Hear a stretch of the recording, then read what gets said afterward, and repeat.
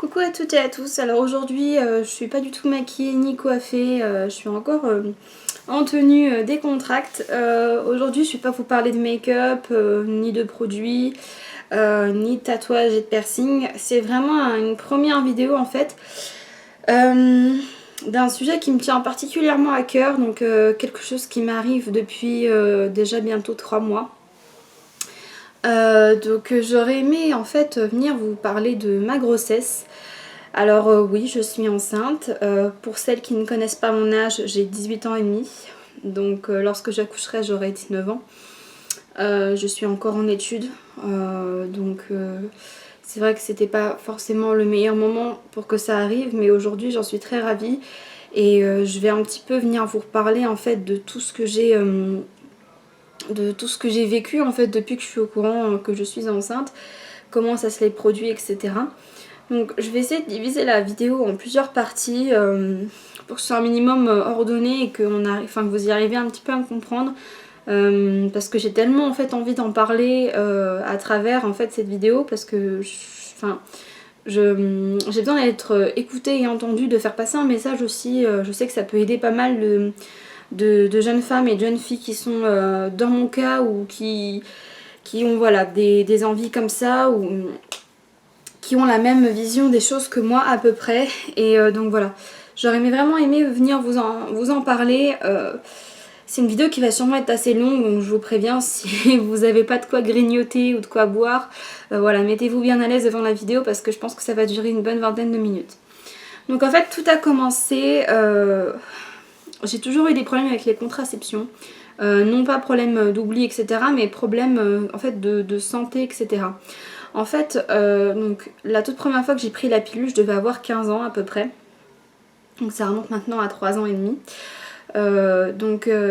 J'ai commencé à prendre la pilule vers les 15 ans. Donc j'étais chez mon gynécologue, voilà. Je lui ai dit que je voulais prendre la pilule, etc.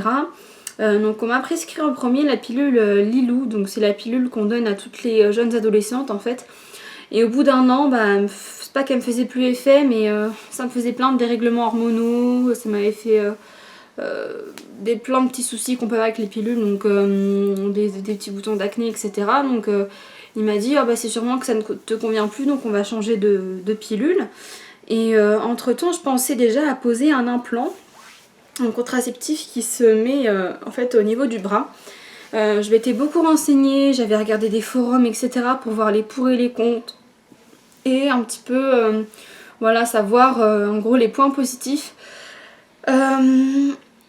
Alors, ça m'est déjà arrivé quand j'étais plus jeune d'oublier une ou deux fois ma pilule, mais de rattraper ensuite, de rattraper tout de suite la pilule, et j'ai jamais eu aucun problème, ça m'a même pas fait de dérèglement, etc. Pas du tout. Donc en fait, je me suis dit l'implant c'est pas mal pour moi parce que comme ça me permettrait de plus avoir de soucis de prise, voilà, de oh mince, j'ai oublié ma pilule alors que je dors chez une amie, enfin, que des trucs comme ça. Donc là au moins c'était une contraception qui était sur moi, donc il n'y avait aucun risque que ça ne s'oublie. Donc du coup j'ai décidé de poser un implant en novembre 2014, donc j'avais 16 ans, 17 ans. Attendez. Oui, j'avais 17 ans. Oui, c'est ça. J'avais venu d'avoir mes 17 ans et j'ai posé mon implant. Alors on m'a prévenu que ça allait sûrement me faire une petite prise de poids, mais moi j'ai pas spécialement fait attention parce que c'est vrai que la pilule ça m'avait rien fait prendre du tout. Donc je me suis dit pourquoi ça changerait avec l'implant. Or erreur, ça m'a fait prendre 20 kilos. Sachant que en plus à cette période là je faisais pas mal de sport avec mon copain, on courait beaucoup, le week-end on faisait du vélo, etc. Et je mangeais en grosse quantité, mais je mangeais pas des sucreries ou des barres chocolatées tout le temps, c'est pas du tout mon genre d'alimentation. Donc c'est juste que voilà, je suis quelqu'un qui me sert bien et qui aime bien manger des bonnes choses, donc du coup je suis pas toute fine, etc. Mais c'est vrai que ça m'a énormément fait prendre de poids, et c'était vraiment c'est douloureux de se rendre compte du bilan à la fin en fait des 9 mois que j'ai gardé l'implant, parce que je l'ai gardé que 9 mois, je supportais plus. J'ai eu de nombreux saignements de nez, j'ai eu des problèmes de coagulation sanguine, j'ai fait pas mal de tests sanguins, etc. Et au final la seule chose en fait qu'on a remarqué, j'ai été voir des spécialistes du sang dans une clinique, etc. Et en fait donc on a plus ou moins remarqué que c'est uniquement quelques semaines voire quelques mois après avoir posé l'implant que j'ai commencé à avoir des problèmes entre guillemets. Donc m'a dit tu dois faire une intolérance à une hormone qui doit être dedans et ça doit pas te convenir au niveau de ta circulation sanguine, donc du coup vaut mieux que tu l'enlèves et que tu repasses à une pilule. Ce que j'ai fait. Donc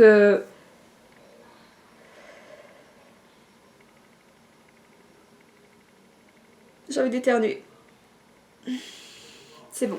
Donc c'est ce que j'ai fait, j'ai retiré mon implant en fin août 2015 et je suis repassée directement à une pilule. Donc là c'était Cerazette, une pilule en fait, enfin c'est un générique de Cerazette. En fait une pilule en fait qui n'a pas de progestérone ou d'œstrogène, enfin il y a une des deux hormones auxquelles je suis intolérante. Du coup c'est ça qui me faisait des prises de poids et des problèmes de coagulation sanguine. D'ailleurs depuis que j'ai enlevé l'implant et que je prenais la pilule, tout était redevenu normal, j'avais mes règles, Au tout début j'avais mes petits saignements, ce qui était normal. Et après bah voilà je me suis réhabituée etc. Mon corps s'est réhabitué et tout allait très bien. Donc comme je vous le disais au tout début j'ai commencé à... Bon j'avais des petits saignements parce que c'était le retrait de l'implant et que ça faisait pas mal de chocs d'hormones d'un coup. Après au bout du deuxième mois j'avais plus de saignements tout simplement parce qu'en fait c'est une pilule en continu. Donc en fait c'est pendant 4 semaines qu'on prend et on n'a pas de pause règle entre guillemets comme les pilules normales. Donc du coup on n'a pas nos règles puisqu'on prend la pilule en continu H24. Donc j'ai jamais eu de problème que ce soit hormonaux ou voilà, j'ai plus aucun problème. Et arrivé au mois d'avril, en fait, c'était une période assez un peu stressante pour moi parce que c'est là que je passais en fait pour la première fois mon permis et que j'étais très très stressée, j'avais pas du tout confiance en moi, enfin j'avais très peur etc. Et d'ailleurs c'est ça qui me l'a fait louper, mais bon ça c'est un autre sujet.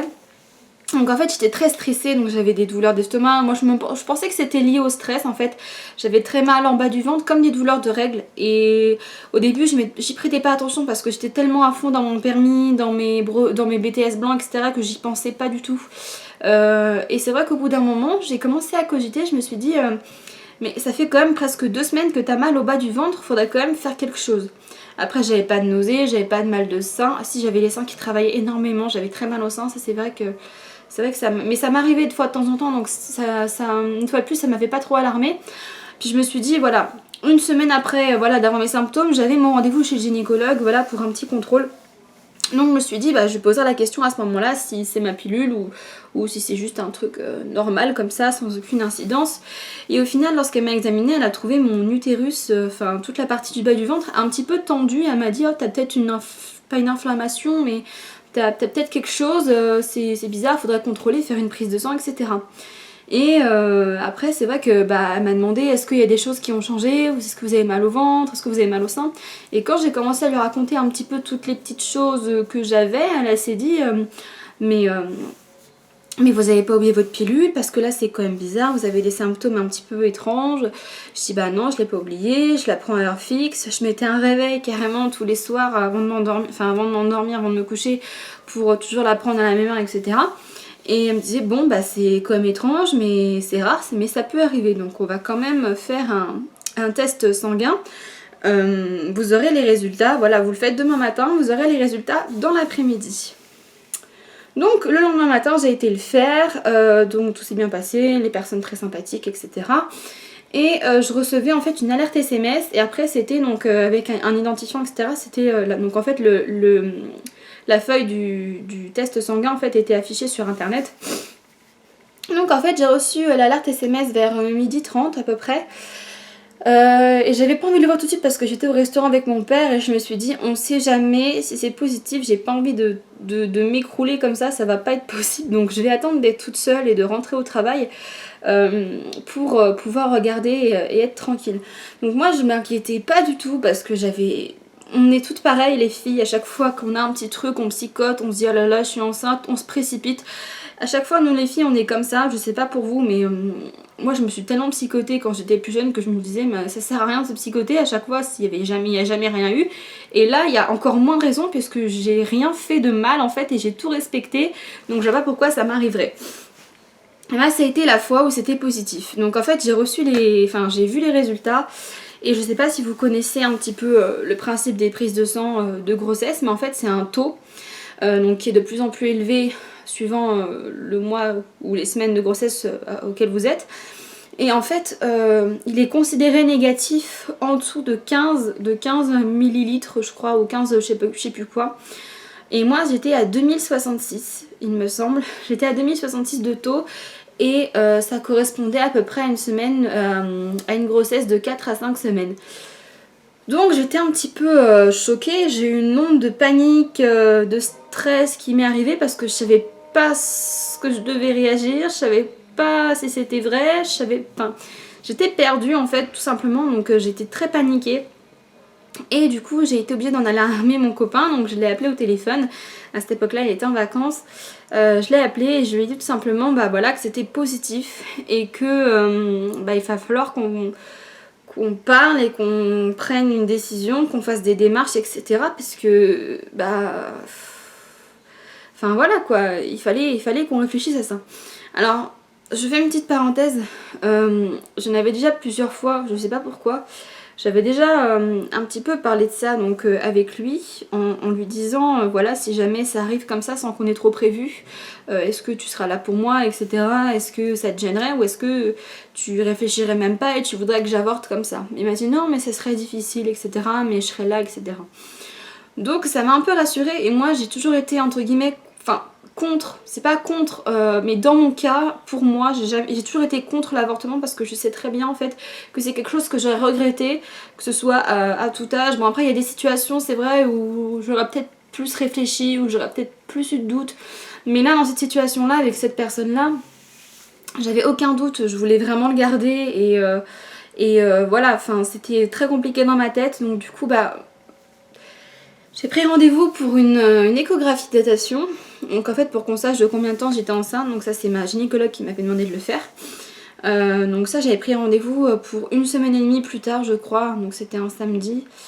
Et en fait donc du coup il m'a accompagnée à l'échographie, donc à l'époque c'était vraiment minuscule, hein. On voit en fait vraiment en espèce de rond comme ça avec un point au milieu, enfin c'est un haricot le machin, ça a fait 11 mm, ça m'a choqué tellement c'était petit.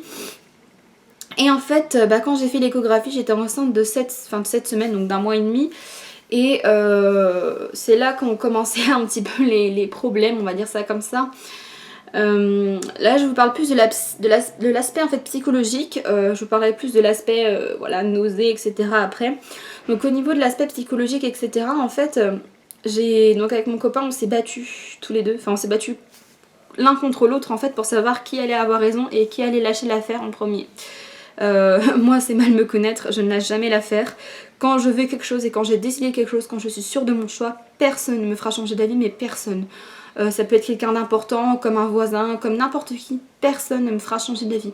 J'écoute les conseils, j'écoute les avis des gens, c'est normal, chacun a le droit de donner son opinion, mais moi, mon choix qui a été de le garder, je l'ai toujours gardé et j'ai toujours dit que je ne voulais pas avorter et j'ai toujours essayé de me faire entendre et comprendre de la part de la plupart de mes proches qui n'ont pas su malheureusement m'écouter.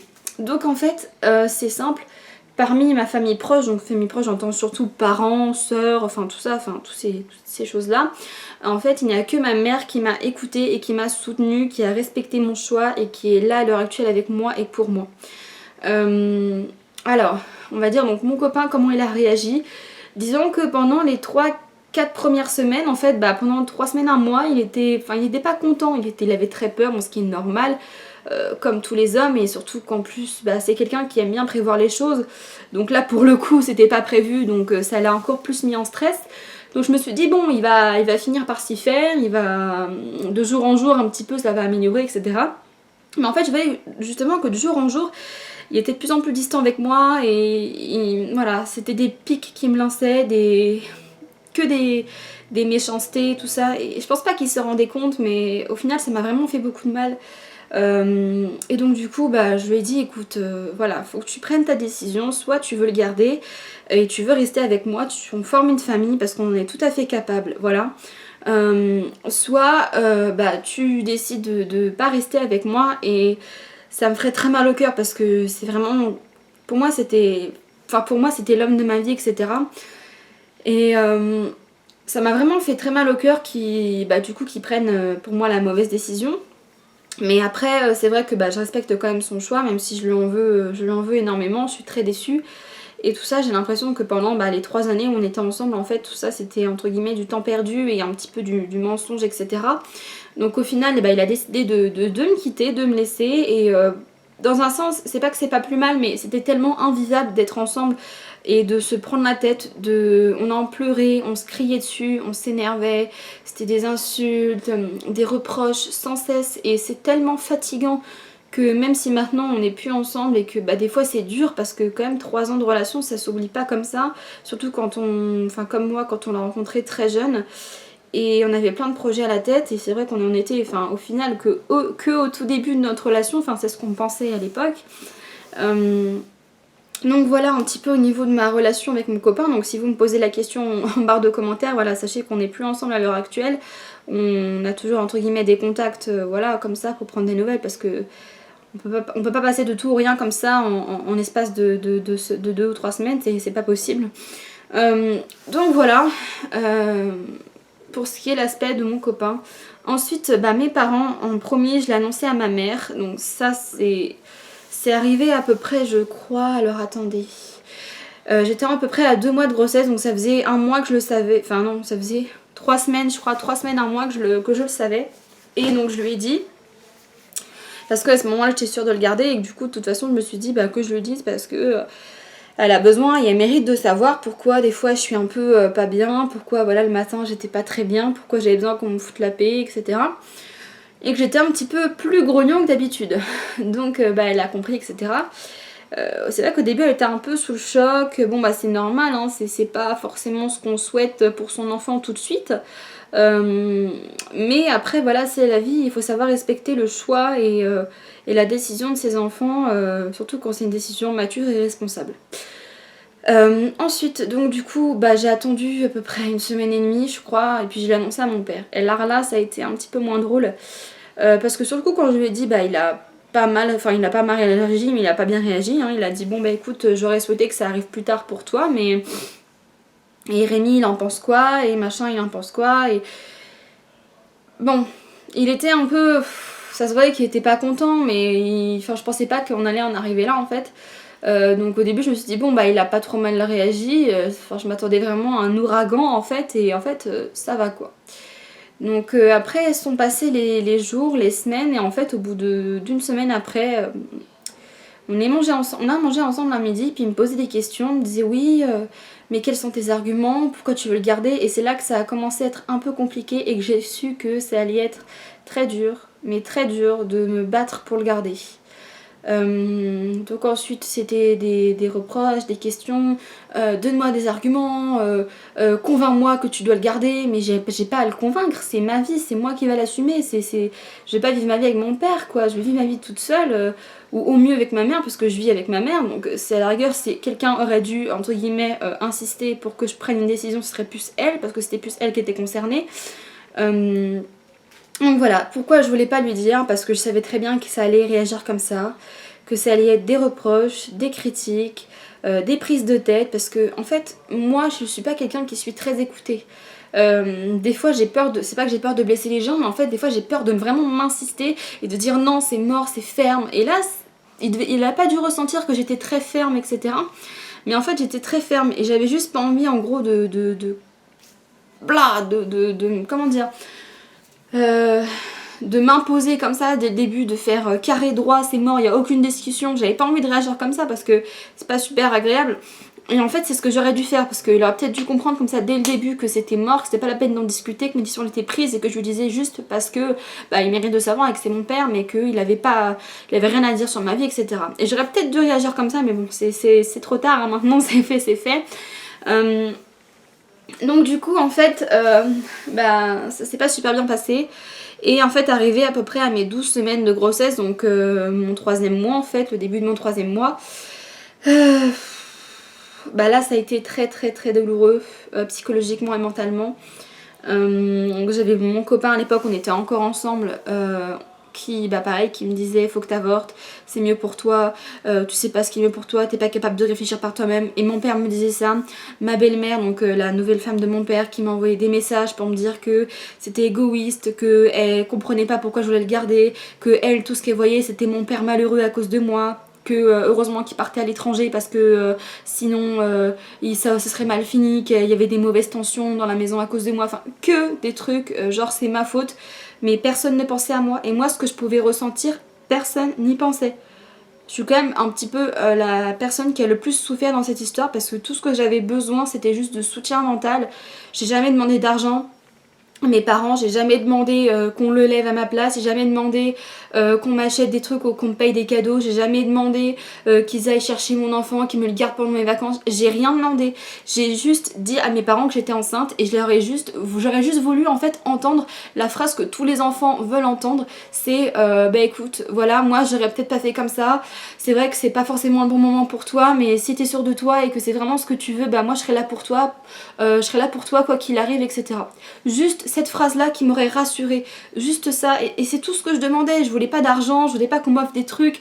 Moi je me débrouille toute seule, je paye les affaires toute seule de mon gamin, même si je suis que en alternance et que j'ai pas forcément un très grand salaire, je touche même pas la moitié du SMIC pour vous dire. Mais j'arrive quand même à mettre de l'argent de côté, j'arrivais à me payer une voiture, j'arrivais à me payer des trucs, et c'est ça en fait que j'ai pas compris, c'est que par rapport, voilà, tout ce qui est mes parents, enfin je parle pas du tout de ma mère parce que elle, franchement je l'adore, et heureusement qu'elle est là parce que sinon je sais même pas si je serais encore de ce monde. Voilà, enfin toutes ces histoires et tout ça, en fait, j'ai jamais été quelqu'un de turbulent, j'ai toujours été voilà, quelqu'un de sérieux, j'ai jamais eu de problème à l'école, j'ai jamais bu, j'ai jamais fumé, j'ai jamais je sortais pas en boîte, j'étais tout de suite avec quelqu'un d'assez âgé, d'assez mature et d'assez responsable. Voilà, donc bah j'étais quelqu'un de sérieux, et j'ai jamais eu de problème à l'école, j'étais une bonne élève. Enfin rien, j'ai commencé à travailler à 17 ans, j'ai eu mon BT, enfin je suis en train de faire mon BTS, j'ai trouvé mon entreprise toute seule, je passe mon permis là, malheureusement je l'ai loupé, mais ça c'est autre chose, ça arrive à tout le monde. J'arrive à me payer une voiture, j'arrive quand même à faire pas mal de choses toute seule. Mon permis je le paye toute seule, je fais tout toute seule, je demanderai jamais rien à personne.